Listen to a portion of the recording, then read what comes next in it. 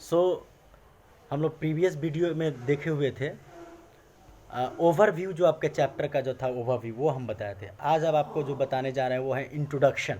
Introduction में वहाँ पे लिख रहा है कि पालमपुर जो है एक ऐसा गांव है जो आसपास के गांव से और छोटे छोटे शहरों से बहुत अच्छे से वेल कनेक्टेड। वेल कनेक्टेड कोई गांव तब माना जाता है जब उस गांव से जाने वाली जो सड़कें हैं, इस पालमपुर से जो बाकी गांव जाने वाली जो सड़कें हैं, जो रोड्स हैं, वो सही हो, वो बिल्कुल पक्की सड़क हो। तो वहाँ पे कह रहा है का well connected with the neighbouring villages and towns. Raiganj एक जो है एक बड़ा गांव है, पालमपुर छोटा गांव है, पालमपुर के बगल में एक रायगंज है जो 3 किलोमीटर पड़ता है पालमपुर से। वह आपका जो है पालमपुर से रायगंज के बीच जो है वो जो कनेक्शन है वो बहुत ही अच्छी सड़क है। और एक वहीं पे बगल में नहीं बल्कि थोड़ा सा मैंने पालमपुर का जो सबसे नज़दीक वाला जो शहर है उसका नाम है शाहपुर। क्या नाम है? शाहपुर। पालमपुर के सबसे नज़दीक वाला जो शहर है वो शाहपुर है। और पालमपुर से चाहे रायगंज हो या पालमपुर से शाहपुर हो, ये जो रोड से जुड़ा हुआ है उस वह रोड कैसा है? All weather road. All weather road लिखा है। तो ऑल वेदर रोड का मतलब, वेदर मतलब मौसम होता है, कि वैसी सड़क जो कि हर एक मौसम में टिका हुआ रहे। गांव में कई बार ऐसे होता है कि जब सड़क बनती है ना, तो अब उसमें क्या होता है कि बारिश जब होती है तो सड़क बर्बाद हो जाता है, ख़त्म हो जाता है, सड़क जो है दहा जाता है एक तरह से, मतलब फ्लो न वे, एक तरह से वो ख़त्म हो जाता है। तो बारिश में पालमपुर से रायगंज या पालमपुर से शहर जो शाहपुर है वहाँ जाना मुश्किल हो जाता था। अब वैसे में क्या होता था कि पालमपुर में जो प्रोडक्ट है, जो एग्रीकल्चर जो प्रोडक्ट है, वो पालमपुर में ही रह जाता था, वो शहर में नहीं जा पाता था। तो आप लोग भी पटना वगैरह में देखे होइएगा कि बारिश के मौसम में चूँकि सब्जी का आना जाना नहीं हो पाता है, रोड ढंग का नहीं रहता है, खेत में पानी लग जाता है, तो सब्जी महंगी हो जाती है। चूँकि लोग, आप सुनिएगा अक्सर सब्जी वाले को कहते हुए कि अभी जो है गांव से नहीं आ पा रहा है, अभी जो है खेत से नहीं आ पा रहा है, जो है इतना ही है, इसी में जो आपको लेना है तो लीजिए। तो एक कनेक्शन जो है वो कहीं ना कहीं टूट जाता है। और वेल कनेक्टेड तब होगा जब उसको जो है वहाँ का रोड जो है बेहतर होगा। फिर यहाँ पे हम लोग आते हैं कि उन पालमपुर में many kinds of transport visible दिखते थे। पालमपुर की जो सड़कें हैं, पालमपुर से रायगंज या शाहपुर, तो उन सड़कों पे बहुत तरह का जो है सवारी, ट्रांसपोर्ट मतलब सवारी जो है हमें देखने को मिलती थी। तो उसमें जैसे कह रहा है कि ब्लॉक कार्ट्स, बैलगाड़ी कहते हैं, ब्लॉक कार्ट्स बैलगाड़ी होता है ना। इसी तरह टोंगाज लिखा हुआ, टांगा जिसको कहते हैं, जिसको घोड़ी होता है कि उसका जो पहिया होता है वो लकड़ी का होता है, टांगा जिसको कहते हैं। आप लोग गूगल पे जाइएगा, टोंगा लिखिएगा और सर्च कीजिएगा, वहाँ पे गूगल पे एक रहता है वीडियो इमेज ऑप्शन आएगा, तो इमेज पे कीजिएगा, आपको वो चीज़ दिख जाएगा। उसी तरह से बोगी मतलब कह रहा है कि जैसे कि आपके पहला चैप्टर में पिक्चर 1.1 में सीन ऑफ अ विलेज, गांव का वो दिया, वहाँ पे देखिए बैलगाड़ी है, उसके पीछे जो है वो काठ, एक बोगी दिया हुआ है। और वो बोगी किससे बना हुआ रहता है? वह लकड़ी से बना हुआ रहता है, और वो लकड़ी के पीछे बोगी बना हुआ रहता है, उसको बैल खींचता है, उसी को यहाँ पे कह रहा है वुडन बोगीज। रेलवे में बोगी होता है लेकिन वो आयरन का बना हुआ था, वो लोहा का बना हुआ रहता है, उसको वो लोहा ही खींचता है। रेलवे का इंजन क्या होता है? वो लोहा का ही होता है। और हमारे गांव में क्या होता है? वो लकड़ी का होता है। तो ईजिली जो है बैलगाड़ी, उसे बैल जो है उसको ईजिली जो है खींच लेता है। ठीक है। बफैलो जो है वो भैंस की प्रजाति में आता है, और एक बैल होता है जो गाय की प्रजाति में है। तो वो गाय का जेनरेशन है और ये भैंस का जेनरेशन है। ओके। तो यहाँ पे हम लोग देखते हैं कि और वहाँ पे था कि लोडेड विथ जैगरी, मतलब ये चाहे बैलगाड़ी हो, चाहे टांगा हो, चाहे वो बोगी हो, वो जो गांव से जो शहर जाता था, तो उस ट्रांसपोर्ट पे, उस गाड़ी पे, उस व्हीकल पे कौन कौन सा चीज़ लदा हुआ रहता था? जैगरी मतलब गुड़, मीठा जिसको कहते हैं गुड़। वो क्या करता था? गांव में बनता था ना गुड़, जो हम बोले हैं, गांव में बनता था, उसको फिर ले आकर के शहर में ये लोग बेचता था गुड़, क्योंकि शहर में थोड़ा सा ज़्यादा पैसा मिलेगा, ज़्यादा वहाँ पे इनकम आएगा, प्रॉफिट ज़्यादा होगा। और उसके अलावा और भी चीज़ें होती है गांव में, जैसे ऑयल सीड्स हो गया, मान लीजिए सरसों जैसे हो गया, तीसी हो गया, दलहन हो गया, दाल जिसको कहते हैं, दाल होता है ना दाल, तो दाल का भी गांव में खेती होती है, दाल, है ना। पल्सेस जिसको कहते हैं, different types of pulses and oil seeds are also produce in village areas and they preserve या दे वो अपने पास कुछ उसका अमाउंट रख लेते हैं। The rest of those food grains या those oil seeds, those pulses are transported या sell into the city areas, city market, उसमें शहर के बाज़ारों में उसे बेच दिया जाता है। तो लोग जो है गुड़ तो लेके जाते ही हैं, वो जो ट्रैक्टर होता है, जो बैलगाड़ी होती है, तो वहाँ पे वो लोग उसके ज़रिए उस पे लाद करके, लोडेड मतलब लाद करके तो मार्केट में ले ही जाता है लोग, लेकिन उसके अलावा और भी जैसे धान है, गेहूँ है, आपका चावल जैसे हो गया, उसके बाद आपका हो गया पल्सेस में जैसे बोले वेजिटेबल्स हो गया, बहुत तरह की चीज़ें गांव से शहर लेके लोग जाता है। तो रोड अच्छी होनी चाहिए। तो ऑल वेदर रोड्स का मतलब होता है पक्की सड़क, कॉन्क्रीट जिसको कहते हैं, CONCRETE, कॉन्क्रीट रोड, यानी कि ढलाई वाला जिसको सड़क कहते हैं, जो ढलाई होता है मोटा सा होता है, जिसमें सीमेंट, बालू और वो छड़, ये छोटा सा जो होता है स्टोन्स जो होता है, उसको मिला कर को मजबूत होता है। वो बारिश, वो किसी भी मौसम में वो अडिग रहता है, वो मतलब वो बारिश के मौसम में नहीं टूटता है। तो वैसी रोड की भी ये बात कर रहा था, ठीक है।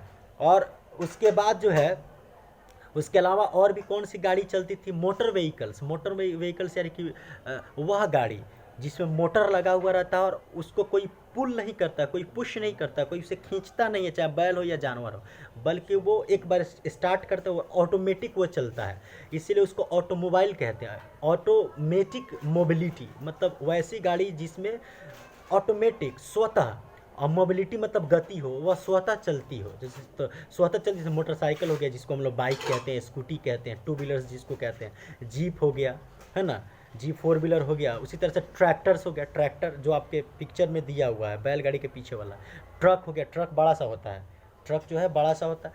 ये सब सारी चीज़ जो है लोग ट्रांसपोर्टेशन के रूप में यूज करता था। अब यह गांव में 450 परिवार रहता था, 450 फैमिली रहती थी, और इकोनॉमिक्स में फैमिली को हाउस होल्ड कहते हैं। तो लिखिए, family is also known as household, HOUSEHOLD, household. और हाउस होल्ड इकोनॉमिक्स में फैमिली को इकोनॉमिक्स में क्या कहते हैं, हाउस होल्ड। और एक हाउस होल्ड में 5 मेंबर्स होते हैं, ऐसा मान के चला जाता है कि 5 मेंबर्स के फैमिली को हाउस होल्ड कहते हैं इकोनॉमिक्स में। 1 हाउस होल्ड इक्वल टू, एक फैमिली इक्वल्स टू 5 मेंबर्स। अब उससे ज़्यादा भी हो सकता है, कम हो सकता है, लेकिन उसे एक हाउस होल्ड माना जाता है। तो जो पालमपुर गांव था, वहाँ पे 450 परिवार रहता था। एक परिवार में 5, 10, 12, 3, 4, 5 ऐसे लोग हो सकता है, परिवार छोटा भी हो सकता है, बड़ा भी हो सकता है। 450 परिवार था, जिसमें से 80 परिवार, 80 फैमिली जो था वो अपर कास्ट का था। अपर कास्ट में अगर हम देखें तो उसमें होता है राजपूत, भूमियार, ब्राह्मण, कायस्थ, इस तरह का आप लोग देखे होंगे, जिसे जमींदार कहते हैं, ठीक है। और 450 मैंने 450 में 80 families are from the upper caste, from the general caste, and rest 450 minus 80 is equal to 370। तो 370 जो परिवार हुआ, उसमें बाकी जाति के लोग, कास्ट के लोग गांव में रहते थे। गांव में कास्ट बहुत होता है, जातिवादी बहुत होती है। तो 80 घर जो था, 80 जो फैमिली था वो अपर कास्ट का था, 370 जो था वो बाकी कास्ट का लोग था। बाकी कास्ट में OBC और SC हो गया। OBC में अदर बैकवर्ड क्लास में बहुत तरह का जाति आता है, बनिया आता है, कोयरी आता है, कुर्मी आता है, बहुत तरह के जाति होते हैं। उसी तरह से अलग अलग कास्ट, शेड्यूल कास्ट में भी लोग होता है, पासवान होता है, धोबी होता है, तरह तरह की ये चीज़ें होती है बाकी 370 में। लेकिन उसमें फिर कह रहा है कि 450 में से 80 घर जनरल का है, उसको माइनस की 370, 370 में 1/3 मतलब 1/3 मतलब 370 मल्टीप्लाइड बाई 1/3। तो इसको जब कीजिएगा तो अप्रॉक्स आपका जो आएगा वह आएगा 123.33, 123 मैंने 123.33 आएगा। अप्रॉक्स हम उसको 125 मान लेके चलते हैं। तो 125 घर ऐसा मान लेते हैं, 1/3 किसका 200, 370 का 1/3 होगा 123.33, लेकिन हम उसको अप्रॉक्स मान के चलते हैं 125। तो 125 घर जो था वो दलित का था, दलित शेड्यूल कास्ट का था। तो अब आइए 450 से 80 हो गया अपर कास्ट, उसको माइनस के 370 आया, 370 में से 125 माइनस की तो 245 आएगा। इन 245 में 125 घर दलित का हुआ, 80 घर अपर कास्ट का हुआ, बाकी जो घर हुआ वो ओबीसी और अदर बैकवर्ड क्लासेस का हो गया, ठीक है, BC1 BC2 जिसे जातिवादी में कहते हैं, बाकी लोग भी रहता था। और जो ये तो हो गया, ये आपका कास्ट के आधार पे बंटवारा है। दूसरा में जो अपर कास्ट के लोग था उनका घर बड़ा बड़ा हुआ करता था, उनका घर पक्का का हुआ करता था, ईंट का, सीमेंट का, बालू का, और उनका जो घर होता था वो प्लास्टर हुआ करता था। उनके घर जो प्लास्टर होते थे तो वो किससे होते थे, सैंड, बालू से हुआ करते थे, ठीक है। ये हो गया अपर कास्ट और ये का जनरल का घर। और जनरल का अपर कास्ट का घर बड़ा बड़ा होता था, दलित का घर जो होता था वो बहुत छोटा होता था। तो दलित का घर छोटा होता था, और दलित का घर जो होता है झोपड़ी उसको कहते हैं, वो जो गेहूँ और धान का जो स्ट्रॉ होता है, स्ट्रॉ कहते हैं, जैसे कि जो भी फसल होता है धान या गेहूं का, तो जो ज़मीन के अंदर होता है उसको रूट्स कहते हैं, ROOTS, और ज़मीन के ऊपर जो होता है उसको शूट्स कहते हैं, SHOOTS। तो शूट्स में गेहूं का जो होता है तो उसमें एक बाली होता है जिसमें दाना रहता है, तो दाना वाला छोड़ के ये इतना जो बचता है उसको स्ट्रॉ कहते हैं, स्ट्रॉ, ठीक है। स्ट्रॉ एक आप लोग वो कोल्ड ड्रिंक पीते हैं उसकी तरह भी होता है, तो स्ट्रॉ इतना बड़ा होता है, उसी से वो ना वो घर बनाया रहता है जिसको झोपड़ी कहते हैं, है ना, हट्स कहते हैं। और उस पर क्या किया, वो बना दिया है, और उसको मिट्टी को गीला करके, मिट्टी होता है ना, मिट्टी को गीला करके, और उसी मिट्टी से वो जो हर जो झोपड़ी है जो स्ट्रॉ का बना हो उसको मिट्टी से उसको लेप कर देता है, प्लास्टर कर देता है। गांव में अक्सर इस तरह का घर आपको देखने को मिलेगा। ये हो गया कि गांव में कितने लोग हैं, किस किस जाति के हैं, किसका घर कैसा है। अब आता है ज़मीन का। तो अब देखिए गांव का जो टोटल ज़मीन है तो उसका मान लीजिए, थोड़ा देर के लिए हम एग्जांपल में मान लीजिए कि 100 कट्ठा ज़मीन है, तो 100 कट्ठा ज़मीन में आधा से अधिक ज़मीन, मान लीजिए 100 कट्ठा में लगभग 60 कट्ठा, 60 कट्ठा ज़मीन जो है अपर कास्ट का है, और बाकी के 40 जो बचा 40 कट्ठा ज़मीन वो बाकी लोगों का है। मतलब ये हुआ कि 80 लोग में 60 कट्ठा बटेगा, और 40 कट्ठा 370 लोगों में बटेगा। तो क्या कुल मिलाकर के यहाँ पे ये बात है कि कम लोगों में ज़्यादा ज़मीनें बट रही है, कम लोग हैं लेकिन ज़मीन ज़्यादा है उनके पास, और 40 कट्ठा में 370 लोग हैं, थोड़ा थोड़ा ज़मीन आएगा ना। इसीलिए यहाँ पे किसान का 4 डिफरेंट टाइप्स होता है, marginal farmer, small farmer, medium farmer and large farmer, इसी आधार पे होता है। तो कहने का मतलब है कि कम लोग जो अपर कास्ट थे उनकी संख्या कम थी, लेकिन ज़मीन ज़्यादा उन लोगों के पास था, और बाकी के तो 370 बचे जो दलित हुए या ओबीसी बाकी लोग कास्ट के थे, उनके पास जनसंख्या ज़्यादा ही, उनकी संख्या ज़्यादा है लेकिन ज़मीन का टुकड़ा कम है, तो हिस्सा कम आएगा, ये लोग गरीब रहेंगे। वो लोग ज़मींदार हैं, अपर कास्ट वाले ज़मींदार रहते हैं। ये पालमपुर का भी आपका यहाँ पे दिया हुआ है, ये पालमपुर का एथी हो गया। अब आगे आता है कि पालमपुर जो है वहाँ पे इलेक्ट्रिसिटी अवेलेबल है, बिजली है उस गांव में, और उस गांव में लगभग सारे घर में बिजली है, ठीक है। और आपको बता दें कि खेती बाड़ी में बिजली का यूज किया जाता है। एक होता है ट्यूबवेल, TUB, आपके बुक में लिखा है ट्यूबवेल्स। तो आप क्या करते हैं, मोटर से, जैसे कि आप शहर में भी होता है मोटर होता है ना, आप नीचे से बोरिंग से पानी निकालते हैं ना, उसी तरह से वहाँ पे गांव में पंप सेट होता है ना, उस पंप सेट से जो है पानी को निकाला जाता है। तो ट्यूबवेल जो होता है उसको बिजली चाहिए, उस ट्यूबवेल मैंने उस वेल से पानी निकालने के जो ट्यूब का यूज किया जाता है पानी निकालने के लिए, तो वो डायरेक्ट इलेक्ट्रिसिटी से भी चलता है, जिस तरह आपके यहाँ मोटर चलता है, ठीक है। और एक होता है बोरवेल, BOREWELL, बोरवेल, जो बोरिंग होता है उससे भी पानी खेतों में दिया जाता है। कैनाल, नहर होता है, उससे भी खेतों में दिया जाता है। बारिश के पानी से भी खेतों में सिंचाई की जाती है। पॉन्ड्स, जो पोखर होता है, जो पोखरा होता है, उससे भी खेतों को सिंचाई किया जाता है। इसीलिए वहाँ पे वो लिखा हुआ है कि इलेक्ट्रिसिटी पावर्स यानी जो बिजली है, all the tube wells in the fields and मैंने खेतों को सिंचाई करने के लिए इलेक्ट्रिसिटी का भी यूज किया जाता था, और उसके अलावा भी छोटे छोटे बिजनेस है। मान लीजिए कि गांव में जैसे कंप्यूटर का हो गया, आजकल गांव में सब चीज़ होता है, कंप्यूटर चलाना है आपको, लैपटॉप चलाना है, मोबाइल चलाना है, ये दुकान है तो दुकान में भी आपका जो है, आप लोग देखिएगा कि जो चाय बनती है तो एक पंखा होता है, पंखा नीचे लगा रहता है, उसको भी ऐसे टिप मतलब ऑन करता है और वो हवा देती है, वो जो सुलगता है, आग सुलगता है, फिर चाय बनाता है। इस तरह की गांव में छोटे छोटे जो स्केल मतलब छोटे स्तर पे, स्केल मतलब स्तर, एक स्केल जो है ना एक बनाता है, पैमाना बताता है कि मेजरमेंट करता है कि छोटे पैमाने पे कि बड़े पैमाने पे। तो यहाँ पे इलेक्ट्रिसिटी का यूज़ खेती में पानी देने के लिए, जिसको इरिगेशन कहते हैं, सिंचाई कहते हैं, उसके लिए तो होता ही था। उसके अलावा भी इसका यूज होता था किन किन चीज़ों में, तो दुकान वगैरह में, है ना, दुकान में, मकान में, इस सब में इलेक्ट्रिसिटी का यूज किया जाता था। अब आइए, अब आता है कि आप लोग समझिए पहले हेल्थ सेक्टर। तो हेल्थ में क्या होता है, हेल्थ और आपका जो एजुकेशन सेक्टर है। तो एजुकेशन सेक्टर में सबसे पहले आता है, आप लोग इसको लिख लीजिएगा, एजुकेशन सेक्टर में पहले आता है प्राइमरी स्कूल। तो जो प्राइमरी स्कूल होता है वह 1 to 5 होता है, क्लास 1 से लेकर 5 तक को प्राइमरी स्कूल कहते हैं। ये गवर्नमेंट का जो क्राइटेरिया उसके हिसाब से। उसके बाद आता है अपर प्राइमरी, प्राइमरी स्कूल पहला, सेकेंड में हो जाएगा अपर प्राइमरी, अपर प्राइमरी को ही मिडिल स्कूल कहते हैं। और वह मिडिल स्कूल जो होता है वो होता है 6, 7 and 8, यानी कि 6 से लेके 8 तक को हम लोग कहते हैं मिडिल स्कूल या अपर प्राइमरी। तीसरा होता है जो होता है उसे कहते हैं हाई स्कूल। क्या कहते हैं? High school. और उसी हाई स्कूल को हम लोग सेकेंडरी स्कूल भी कहते हैं। जैसे आप लोग 10th का जब एग्ज़ाम दीजिएगा तो आपका मार्कशीट पर लिखा हुआ रहेगा कि central board of secondary examination या स्कूल एग्जामिनेशन लिखा रहता है, सेकेंडरी, वो सेकेंडरी का सर्टिफिकेट मिलेगा। तो तीसरा में हो गया, पहला हो गया प्राइमरी स्कूल 1 से लेकर 5, सेकेंड में हो गया आपका अपर प्राइमरी यानी कि मिडिल स्कूल जो 6 से लेकर 8 तक होता है।